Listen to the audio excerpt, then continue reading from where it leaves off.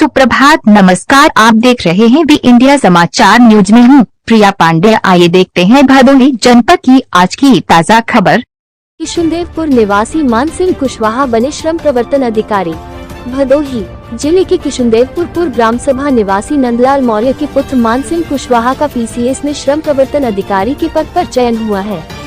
मान सिंह ने चौथी रैंक हासिल कर परिवार व जिले का नाम रोशन किया। मान सिंह की प्रारंभिक शिक्षा गांव के प्राथमिक विद्यालय से हुई। बाद में गोपीगंज के एक निजी विद्यालय से इंटरमीडिएट तक की पढ़ाई की। मान सिंह पढ़ाई के साथ खेलकूद में भी काफी सक्रिय रहे। मान सिंह के पिता नंदलाल मौर्य एक निजी स्कूल के प्रबंधक है, वह उनकी माता अमरावती देवी गृहिणी है। मान सिंह 7 भाइयों में चौथे नंबर पर है। बड़े भाई सिविल कोर्ट में स्टेनो पद पर, वह छोटे भाई डिफेंस में है। तीसरे नंबर एक निजी स्कूल के प्रिंसिपल है और 5वें नंबर का भाई रक्षा मंत्रालय में नियुक्त है। और 2 छोटे भाई इंद्रजीत कुशवाहा व भानु प्रताप कुशवाहा अभी तैयारी कर रहे हैं। मान सिंह की प्राथमिक पढ़ाई लिखाई गांव के प्राइमरी स्कूल से शुरुआत हुई। मिडिल और हाई स्कूल इंटर गोपीगंज के एक निजी स्कूल में हुई। उसके बाद उन्होंने स्नातक की पढ़ाई महात्मा गांधी विद्यापीठ से किया। परास्नातक इग्नू से किया। साथ साथ उन्होंने खेल की दुनिया में स्टेट लेवल तक क्रिकेट खेला और नेशनल लेवल तक एथलेटिक। उसके बाद सन 2022 में जीआरएफ क्वालिफाई किया। उसके बाद पीसीएस के लेबर इन्फोर्स के पद पर नियुक्त होकर परिवार का मान बढ़ाया। मान सिंह के घर बधाई देने वालों का तांता लगा रहा, जिसमें मौर्य समाज के जिलाध्यक्ष अरुण कुमार मौर्य, बालेंद्र मौर्य, राजेश कुशवाहा, मुकेश मौर्य, बाबाजी प्रवेश सिंह मौर्य, हीरालाल मौर्य, प्रीतम मौर्य आदि ने आपस में मिठाइयां खिलाकर खुशी जताई। मान सिंह ने बताया कि सही रणनीति और लगन से की गई तैयारी सफलता लाने में सहायक होती है। कहा कि किताबों का चयन बड़ी सावधानी से करना चाहिए। साथ में नया सीखने की कला तथा किसी विषय पर सामूहिक परिचर्चा काफी लाभदायक होगी है। बताया कि जिस क्षेत्र में अपना करियर बनाना हो उस क्षेत्र में पूरी ईमानदारी और लगन से कार्य करना चाहिए। मान सिंह ने बताया कि आजकल सोशल मीडिया भी लोगों के लिए काफी सहायक हो रहा है। यदि सच में कोई प्रतिभागी ईमानदारी से मेहनत करना चाहता तो वह अपने घर से भी तैयारी कर सकता है। अब आर्थिक स्थिति कमजोर होने की वजह से बड़े कोचिंग संस्थानों में कोचिंग करना जरूरी नहीं है। अब सही रणनीति और मार्गदर्शन में पहले की अपेक्षा तैयारी करना सरल हो गया है। नमस्कार, मैं संतोष कुमार तिवारी टीवी 100 से। इस समय देखा जा रहा है कि पूरे प्रदेश में, उत्तर प्रदेश में पीसीएस 2022 का रिजल्ट आया हुआ है और तमाम ऐसे प्रतिभाशाली लोग हैं जो इसको अचीव किए हुए हैं, इसको उन्होंने अपने सफलता प्राप्त करी है। तो इससे काली नगरी भदोही भी अछूता नहीं है। काली नगरी भदोही में भी कई युवा ऐसे हैं जो वास्तव में अपने सपने को साकार करते हुए इसमें सफलता प्राप्त करी है। तो इसी क्रम में आज हम भदोही जनपद के किशुनदेवपुर गांव के मूल निवासी मान सिंह कुशवाहा जी के साथ हैं, जिन्होंने पीसीएस की परीक्षा को पास किया हुआ है। उनका जो रैंक है 4था रैंक है और वो यहाँ श्रम प्रवर्तन अधिकारी ग्रुप में चयनित हुए हैं। तो हमारे साथ मान सिंह जी हैं। मान सिंह जी, आपका स्वागत है हमारे साथ। जी धन्यवाद सर। मैं बहुत खुश हूँ और इस सिलेक्शन का पूरा हकदार मम्मी पापा, भाई जितने भी है, मेरे फ्रेंड हैं, सभी का योगदान है और काफ़ी मेहनत के बाद, संघर्षों के बाद मुझे सफलता प्राप्त हुई है। जी मान सिंह, अगर बात की जाए कि जैसे कि आप ग्रामीण क्षेत्र से जुड़े हुए हैं, लेकिन इतनी बड़ी सफलता आपको मिली है, और एक चीज़ और यहाँ पता चला है कि आपके परिवार में भी काफ़ी बैकग्राउंड आपका बढ़िया रहा है, शिक्षित परिवार है आपका। तो और लोगों के लिए क्या मैसेज होगा कि लोग कैसे करें जिससे बेहतरी हो सके? जी सर, मैं ये कहना चाहूँगा कि अगर आप तैयारी करना चाहते हैं तो आपका एम जो है, गोल है, वो आप 9-10 से, ताकि हमारा बेस जो है वो मजबूत हो सके। अगर हम शुरू से ही लेके अगर चलते हैं तो हम जल्दी सफलता इस फील्ड में पा सकते हैं। एक चीज़ और आती है कि आपका मीडियम जो रहा है इंग्लिश मीडियम रहा है। आप यहाँ गोपीगंज में ही एक आप इंग्लिश मीडियम स्कूल में पढ़े हुए हैं। कक्षा 3 से लेकर 12वीं तक आपका यहाँ पे पढ़ाई हुआ है। तो आप इसको कैसे देखते हैं कि आप एक ग्रामीण क्षेत्र परिवेश से रहे हैं और आप इंग्लिश मीडियम से पढ़े हैं और फिर आप आज श्रम प्रवर्तन अधिकारी ग्रुप में चयनित हुए हैं, तो इसको कैसे मानते हैं आप? सर, जो इंग्लिश मीडियम में पढ़ना काफ़ी हमारे लिए एक सहयोग का कार्य किया है, क्योंकि हम देखते हैं जब मार्केट में जाते हैं या शिक्षा विभाग में जाते हैं या शिक्षा क्षेत्र में जाते हैं तो वहाँ पे बुक्स जो हैं काफ़ी इंग्लिश में अवेलेबल हैं। तो अगर आप इंग्लिश जानते रहेंगे तो हमें उस बुक्स से काफ़ी मदद मिलती है और इस तैयारी करने, प्रिपरेशन करने में काफ़ी सहायता प्रदान होता है। आपका खेल में भी काफ़ी रुचि रहा है। आप दौड़ में भी आपने काफ़ी बढ़िया काम किया है। क्रिकेट में भी आपका बढ़िया प्रदर्शन रहा है। आप खुद आंध्र प्रदेश से यूपी को आपने उसको प्रतिनिधित्व भी किया है। तो आखिर क्यों आपने खेल से यू टर्न लिया और फिर आप अधिकारी ग्रुप में बनना चाहे? जी सर, मैं जब गया गोलकोंडा में, जहाँ पे आंध्र प्रदेश में है, जब मैं एथलेटिक्स में गया तो वहाँ पे मैंने काफ़ी ऑफिसर से इंटरेक्ट किया वो हमें बताए, उन्होंने हमें वहाँ पे एजुकेशन सेल होता है तो बताया कि आप तो अच्छे हैं पढ़ने में, और उनसे मुझे काफ़ी मोटिवेशन मिलता था। तो उन्होंने हमें मोटिवेट किया कि आप जाके तैयारी कर सकते हैं, आपका भविष्य काफ़ी अच्छा उज्ज्वल है, अगर आप यहाँ पे इस फील्ड में तैयारी करेंगे तो आपको सक्सेस मिलेगा। साथ ही साथ मैं कभी स्कूल में जब आता था तो अपने सीनियर्स, हमारे जो दोस्त हैं वो भी इस फील्ड में रहते थे, तो कभी वहाँ पे ऑफिसर्स जो होते हैं जो इस फील्ड से एडमिनिस्ट्रेशन से, उनसे भी मिलना हुआ, तो एक मोटिवेशन जैसा लगा, तो हमें लगा कि हाँ इस फील्ड में मुझे तैयारी करना चाहिए। तो इस फील्ड में इसी साल मैं इसलिए आया इधर। तो आपने बताया कि हम वहाँ से मोटिवेट हुए और तैयारी करें और हो भी गया, लेकिन एक बात और फिर आ रही है कि आपने JRF भी क्वालिफाई किया हुआ है, तो क्यों आप फिर शिक्षा क्षेत्र में नहीं गए, फिर आप वही ऑफिशियल? जी सर, क्योंकि सर इस फील्ड में हमें शिक्षा क्षेत्र में वाकई ये बुनियादी ढांचा तैयार करता है बच्चों का, लेकिन हमें एक फील्ड में, अगर हम शिक्षा क्षेत्र में जाते तो मुझे एक फील्ड में मौका मिलता बच्चों को तैयार करने के लिए, लेकिन हम एडमिशन में आएंगे तो हमें कई विविध फील्ड यहाँ पे मौका मिलता है, चैलेंजेस होते हैं जो कि समाज सेवा के साथ साथ अपना पर्सनल ग्रोथ के लिए भी काफ़ी अपॉर्चुनिटीज़ मिलती है, इसलिए सर मैंने इसको ये चुना। तो इसका जो आपकी इस परीक्षा में वैकल्पिक विषय रहा, तो वो वैकल्पिक विषय कहाँ से आपको मन बना कि आपने उसको लिया और उसमें आप सफल हुए? यस सर, वैकल्पिक विषय जब मैं तैयारी कर रहा था तो क्योंकि मेरा शिक्षा जो है, ग्रेजुएशन जो है मेरा समाजशास्त्र से है, तो मैं उसको तो कंसीडर कर ही रहा था, लेकिन GS के दौरान जब मैं ज्योग्राफी पढ़ा, भूगोल पढ़ा, तो मुझे काफ़ी इंटरेस्टिंग लगा और मैंने इसका प्रीवियस ईयर्स के जितने भी मार्क्स हैं कि कैसे मार्क्स मिल रहा है, कैसा नहीं मिल रहा है, हमने अपने सीनियर से कंसल्ट किया कि कैसा है ज्योग्राफी, कैसा नहीं, और मेरा इंटरेस्ट भी था, इसी बेसिस पे सर मैंने ज्योग्राफी को सेलेक्ट किया एज ए ऑप्शनल। तो यहाँ पे इन्होंने बताया कि लोगों से हमने सजेस्ट करने के बाद जियोग्राफी को चूज किया और वास्तव में इनको उसमें सफलता मिली। अगर बात की जाए आपकी जो टर्म की है, इसमें आप जो अटेम्प्ट रहे, तो आप कितने अटेम्प्ट आपने इसमें पार्टिसिपेट किया और फिर आपको सफलता मिली? जी सर मैंने 2017 से ही मेंस प्री क्वालिफाई किया और मेरा इस बार का जो है मैंने 5th मेंस दिया है टोटल, और मेरा सेकंड इंटरव्यू था, मैं सेकंड इंटरव्यू में सफलता प्राप्त किया। तो जो आपका पहला इंटरव्यू था, आपका जो आपने पहली बार दिया हुआ था और उसमें आपका नहीं हुआ, तो ऐसी कौन सी चीज़ें आपने उसमें रीड किया या समझा कि वास्तव में इन वजहों से हमारा इसमें सिलेक्शन नहीं हुआ, फिर उसको सेकंड बार में कैसे सुधारा? हो जाता है, तो अगर आप मेंस के लिए प्रैक्टिस नहीं करेंगे, अगर मेंस में कम मार्क पाएंगे तो आपको फाइनल सिलेक्शन लेने में काफ़ी चुनौती हो सकती है। इसलिए मैंने जब देखा, जब मेरे फर्स्ट अटेम्प्ट नहीं हुआ तो मैंने मेंस पे काफ़ी फोकस किया, आंसर राइटिंग किया, मैं जाके अलग अलग कोचिंग में ज्वाइन किया। तो आप आंसर राइटिंग करिए, क्योंकि आपको पास नॉलेज होगा, अगर आप आंसर राइटिंग नहीं करते हैं तो आप सिलेक्शन नहीं पा पाएंगे, क्योंकि वहाँ पे हमें क्या होता है कि 3 घंटे में 20 क्वेश्चन लिखने होते हैं और एक वर्ड लिमिट होता है। अगर हम जितना मेहनत करेंगे उतना हमें मगअप हो जाएगा और हम अच्छे से वहाँ पे रिप्रेजेंट कर पाएंगे, क्योंकि सर यहाँ पे नॉलेज तो सभी को होता है, लेकिन रिप्रेजेंट करनी बात होती है कि आप आंसर कैसे फॉर्मेट में लिखते हैं, और ये तभी आएगा जब आप प्रैक्टिस करेंगे बार बार। तो इसका जी मानसिक अगर बात की जाए कि जिससे कि देखा जा रहा है कि लगभग हर गांव से कुछ न कुछ बच्चे जा करके इलाहाबाद या दिल्ली में तैयारी कर रहे हैं, लेकिन अंत में होता है कि उनको सफलता नहीं मिल रही। तो आखिर आपने इतना दिन से आपने किया, 2017 से आप खुद इसमें जुड़े रहे, तो क्या चीज़ें आपको लगी कि वास्तव में ये चीज़ें आती हैं आड़े कि इन वजहों से लोग सफल नहीं हो पाते?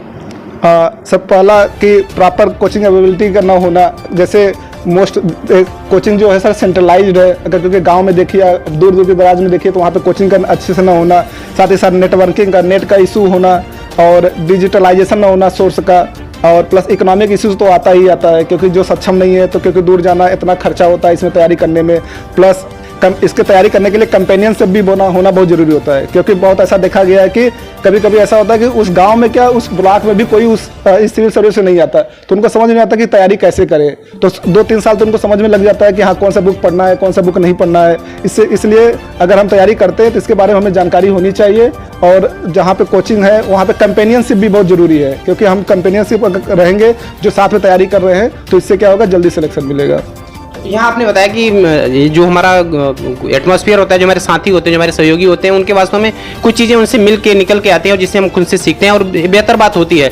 लेकिन यहाँ एक बात आती है कि देखा जाता है कि लोग जैसे कि रिटन प्री एग्जाम निकाल लेते हैं, फिर मेन निकाल लेते हैं, फिर जाकर इंटरव्यू में उनकी बात रुक जाती है। तो आखिर ऐसे लोगों को कौन सी चीज़ों को ध्यान देना जरूरी है कि वास्तव में जिससे उन्हें सफल हो सके? राइटिंग बहुत ही जरूरी है, आप कितना भी पढ़ लीजिए, नॉलेज कितना भी हो जाए, लेकिन जब तक आप अच्छे से रिप्रेजेंट नहीं करेंगे, वहाँ पे लिखेंगे नहीं, और रिप्रेजेंट कब होगा, जब आप मेंस राइटिंग करेंगे, बार बार करिए, जितना हो सके आप उतना मॉक राइटिंग करिए, मॉक आंसर दीजिए, और जाके कोचिंग में ज्वाइन करिए और आंसर राइटिंग लिखिए। साथ ही साथ आप अगर साई हैं, जैसे कभी क्या होता है कि बहुत साइनेस होते हैं, तो वो कभी पब्लिक में आते नहीं है, कभी स्पीच नहीं करते हैं, तो क्या होता है कि इंटरव्यू में बहुत दिक्कत हो जाता है, इंटरव्यू में नंबर लाना है, तो आप मॉक इंटरव्यू दीजिए। अगर आप अपने साथ अगर आप नहीं बोल पा रहे हैं, अपने आप को अच्छे से रिप्रेजेंट नहीं कर पा रहे हैं, तो आप मिरर के सामने प्रैक्टिस करिए और लोगों में, अपने दोस्तों के साथ डिस्कशन करिए। ग्रुप डिस्कशन बहुत ही ज़रूरी है, क्योंकि आप जब इंटरव्यू में जाएंगे, आप तो चलिए किसी तरह मेंस लिख लेंगे जाके, अगर सिलेक्शन भी हो गया आपका इंटरव्यू के लिए, लेकिन अगर आपने मेंस का इंटरव्यू का तैयारी नहीं किया है, मॉक इंटरव्यू नहीं दिया है, तब वहाँ पे जाके आपको दिक्कत होगी, काफ़ी दिक्कत होगी, क्योंकि आप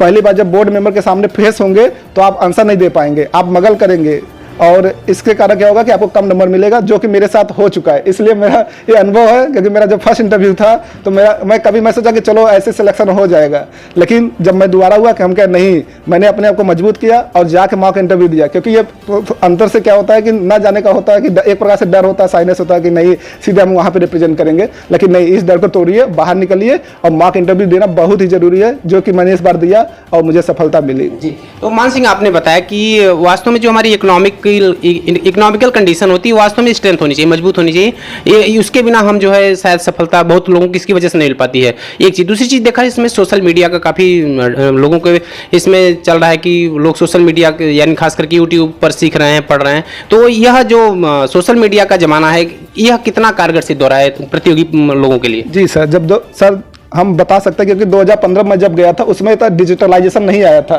तो मुझे पता ही नहीं चल रहा था कि कौन सा कोचिंग अच्छा है, कौन सा कोचिंग अच्छा नहीं है। मुझे जाके दिल्ली जाके मुझे वहाँ पे सर्च करना पड़ा और मुझे मात्र एक कोचिंग मिला, वो भी वाजीरावन रवि मिला। लेकिन आज जब डिजिटलाइजेशन हुआ, इंटरनेट का जमाना आया, जो कि जियो से आया, तो काफ़ी अच्छा हुआ। और आजकल देख सकते हैं कि एक कम दाम पे एक क्या कह सकते हैं कि एक कम दाम पे अलग अलग कोचिंग्स हैं और एक अच्छा मटेरियल प्रोवाइड करा रहे हैं, जो कि इस समय इकोनॉमिकली आपको अच्छे से कोचिंग, अगर आप घर बैठना चाहते हैं घर पे तैयारी करिए। अब ऐसा नहीं है कि आपको दिल्ली में जाके या कोई सेंट्रलाइज्ड एरिया में जाके ही तैयारी करना होगा, अब सभी मटेरियल आपके डिजिटल मीडिया पे अवेलेबल हैं, आप कम दामों में भी अपना तैयारी कर सकते हैं। जी सर, एकदम बन सकता है, क्योंकि अगर इकोनॉमिक इशू होता है तो आप भी ऑप्शन लेके चलिए, कहीं आप सेटल हो जाइए पहले, इसके बाद तैयारी करिए, क्योंकि एक अपना अगर आप इकोनॉमिक बेस बना लेंगे तो तैयारी आप अच्छे से कर पाएंगे, आपके पास कॉन्फिडेंस भी होगा और इकोनॉमिक इशू भी नहीं होगा। और साथ ही साथ अब डिजिटलाइजेशन होने के कारण, इंटरनेट का मैटर होने के कारण, अब जो पढ़ाई इसकी जो तैयारी है पहले से बहुत कम हो चुका है। हमें जरूरी नहीं है कि दिल्ली जाए, मुंबई जाए या अदर सेक्टर जो हब है ये कोचिंग के, वहाँ पे जाने की जरूरत नहीं है। अगर हमारे पास नॉर्मल इकोनॉमिक कंडीशंस हैं तब भी हम तैयारी कर सकते हैं। और ऐसा देखा भी गया है पास्ट में कि बहुत लोग बने हैं, रिक्शे वाले के लड़के बने हैं, अदर लड़के बने हैं, तो हम बन सकते हैं सर। जी, तो आपका श्रम प्रवर्तन अधिकारी में हुआ है, तो श्रमिकों के लिए ऐसी कौन कौन सी योजनाएं होनी चाहिए कि वास्तव में जिससे कि आज जो श्रमिकों की कंडीशन है उसको और बेहतरी किया सके, उनको और सुधार किया सके? जी सर, पहले हम बात करेंगे महिलाओं की, क्योंकि हमारे जो प्रेजेंट गवर्नमेंट है वो महिला शक्ति पर ज़्यादा फोकस कर रही है। तो महिलाओं के लिए एक बेटर ट्रांसपोर्टेशन होना चाहिए, और वहाँ पे जहाँ पे वर्किंग कंडीशन हो रहा उनका जो है बेहतर होना चाहिए। जैसे क्रैच फैसिलिटी होनी चाहिए, जो गर्भवती महिलाएं हैं या जो माँ है वहाँ अपने बच्चों को जा सके, वहाँ बच्चों को खेले, ये फैसिलिटी होनी चाहिए। साथ ही साथ वहाँ पर महिलाओं के लिए सेपरेट बाथरूम अदर होना चाहिए। जो हरासमेंट के केसेस आते हैं उस पर हमें फोकस करना चाहिए। और बाकी जो गवर्नमेंट की स्कीम्स है, जैसे बेटी बचाओ बेटी पढ़ाओ फोकस कर रही है, अदर स्कीम्स पे फोकस कर रही है, उसको अच्छे से इम्प्लीमेंट करें। तो हमें लगता है कि जो लेबर सेक्टर्स हैं, जैसे चाइल्ड लेबर हो गया, उस पर अगर हम देखें तो हम देख सकते हैं कि चाइल्ड लेबर इस एरिया में हम बेहतर प्रदर्शन कर सकते हैं। वैसे अगर आपने चाइल्ड लेबर की बात की तो आप देखा जाता है कि जो बहुत ऐसे खुले हुए हैं, भट्टा खुले हुए हैं, या बहुत ऐसे होटल्स हैं जहाँ पर वास्तव में आज भी किया जा रहा है इतनी सख्ती के बावजूद भी। तो आखिर इस तरह अगर आपको कमान मिल रही है तो आप किस तरह की उसमें सुधार करना चाहेंगे? जी सर, गवर्नमेंट की तरफ से चाइल्ड लेबर प्रोहिबिशन एक्ट आया हुआ है, जिसमें बताया गया है कि 14 साल तक बच्चों को कोई भी काम नहीं करना है। तो हम जो गवर्नमेंट ऑफिसर्स हैं किसी भी डिस्ट्रिक्ट में, किसी भी, उनको इस स्कीम को, इस कानून को अच्छे से इम्प्लीमेंट करना चाहिए। और साथ ही साथ मम्मी पापा माता पिता को जागरूक भी करना चाहिए कि अगर बच्चा शिक्षित होगा तो आपके परिवार का, केवल परिवार का नहीं, आपके गांव का, क्योंकि भारत का भी नाम रोशन करेगा। हमें मोस्टली क्या है सर, हमें जागरूक करना है। और भारत की जो स्कीम चल रही है, भारत की हो सरकार की या स्टेट सरकार की हो, जो स्कीमें, काफ़ी स्कीमें चल रही है मदद करने के लिए, शिक्षा विभाग हो गया या इकोनॉमिक स्कीम हो गए, उसके बारे में लोगों को जागरूक करें और स्कीम जो है अच्छे से ग्रास रूट लेवल पे इम्प्लीमेंट किया जाए, तो इसमें सुधार हो सकता है। परिवार या वो गार्जियन जो चाहते हैं हमारा बच्चा भी एक अधिकारी बने, तो उनके लिए कंबाइंड रूप में क्या मैसेज होगा? सर, मैं यही कहना चाहूँगा कि आप जो है लिमिटेड बुक करिए, क्योंकि हम जब मार्केट में जाते हैं तो इतना ज़्यादा बुक दिखाई देता है कि ये भी ले लीजिए, ये भी ले लीजिए, ये भी लीजिए। आप लिमिटेड सोर्स रखिए और एक ही सोर्स पकड़िए, लेकिन उसको इतना मगअप कर लीजिए कि आपको कोई भी कहाँ से पूछे तो आपको आना चाहिए। अगर आप लिमिटेड सोर्स रखेंगे तो उसमें ज़्यादा जल्दी सक्सेस मिलेगा। और साथ ही साथ मेंस के लिए आप प्रैक्टिस बहुत करिए। आंसर राइटिंग बहुत जरूरी है, क्योंकि वो उससे आपका होगा फॉर्मेट का स्ट्रक्चरिंग अच्छा करेगा और ज़्यादा मार्क लाने में अच्छा होगा। और मार्क इंटरव्यू, अगर मैं इंटरव्यू के लिए बोलूँ तो आप मार्क इंटरव्यू दीजिए। अगर आपको डर लग रहा है मार्क इंटरव्यू में, तो अपने दोस्तों के साथ, जो आपके दोस्त हैं उनके साथ ग्रुप डिस्कशन करिए। इससे क्या होगा, आपको बहुत ही फायदा मिलेगा। अगर मैं बुक का बात करूँ कोई, तो जैसे आप बुक ले लीजिए लिमिटेड बुक, जैसे पॉलिटी में लक्ष्मीकांत हो गया, घटना चक्र बहुत फेमस है, जो प्रीवियस ईयर से क्वेश्चंस आते हैं। और साथ ही साथ अगर हम करंट में बात करें, जैसे हो गया कि ई दृष्टि हो गया, घटनासार हो गया एंड आर्थिकी हो गई, इस सब से हम क्या कर सकते हैं कि अच्छा अपने तैयारी को और मजबूत बना सकते हैं। इसमें चीज़ें आती हैं, सरकारी जो किताबें हैं, जो बुक्स हैं, जो सरकार की तरफ से यानी संस्थाओं की तरफ से आ रहे हैं, तो उसमें जैसे कि योजनाएं, ये सब चीज़ें हैं, तो ऐसे पे क्या आपका विचार है? योजना कुरुक्षेत्र सब आती है? जी सर, योजना कुरुक्षेत्र मेनली क्या होता है सर, ये आईएएस के लिए है। अगर आप स्टेट लेवल की तैयारी करना चाहते हैं राज्य के लिए, तो हमें नहीं लगता कि योजना और कुरुक्षेत्र की जरूरत है, क्योंकि योजना कुरुक्षेत्र आप पढ़िए, क्योंकि आप जब पढ़ेंगे जिससे क्या होगा, आपका मेंस आंसर राइटिंग इंप्रूव होगा और आपको अच्छा मार्क लाने में अच्छा होगा। लेकिन प्री के लिए कोई योजना की जरूरत नहीं है, कुरुक्षेत्र की जरूरत नहीं है।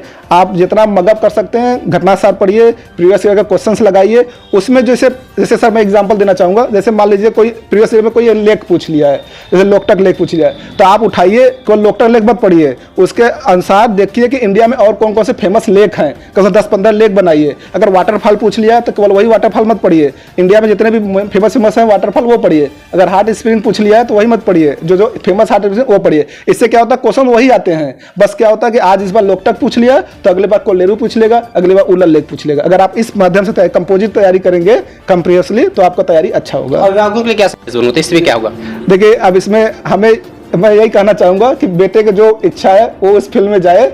अभिभावक जो हैं, मैं जानता हूं कि वो आप चाहते हैं कि हाँ मेरा बच्चा ये बने या इंजीनियर बने या डॉक्टर बने, लेकिन हमें जहाँ तक लगता है कि बच्चे की जो पसंद है, अगर उसमें हम बच्चे को सपोर्ट करेंगे तो उसमें अच्छा सक्सेस पा सकता है और जल्दी सक्सेस पा सकता है। जी, तो आज हमारे साथ मान सिंह जी थे, जिन्होंने अपनी बेबाक राय रखी। उन्होंने बताया कि वास्तव में हम किस तरह सफलता प्राप्त करते हैं। इन्होंने अपनी सभी बहुत सी बातों को बताया। मान सिंह जी, आपका हमारे साथ बात करने के लिए बहुत बहुत धन्यवाद।